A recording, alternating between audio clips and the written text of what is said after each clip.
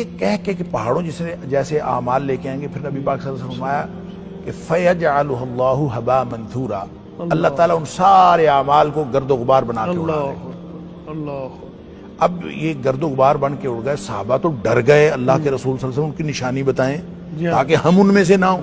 آپ نے فرمایا تمہارے جیسے ہوں گے، تمہارے جیسے اعمال کریں گے، تمہارے جیسے معمولات ان کے ہوں گے۔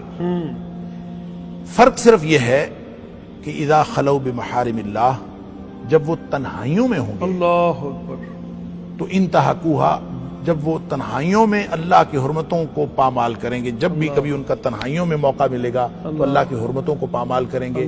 تو اصل بے حیائی جو ہے اس سے بچنا ہے تو خلوتیں پاکیزہ کرنی پڑیں گی، تنہائیاں پاکیزہ کرنی پڑیں گی۔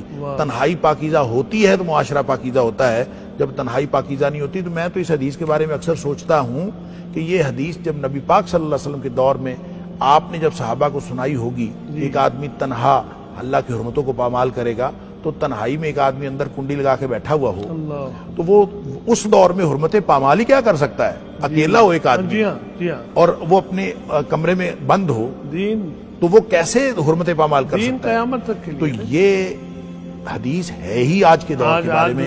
آج ہمارے ہاتھ میں پوری دنیا ہے اور آج جو حرمتیں پامال کرنا چاہے وہ بیٹھا حرمتیں پامال کر رہا ہے۔ تو اللہ تعالیٰ ہمیں ہر طرح کی بے حیائی سے بچائے۔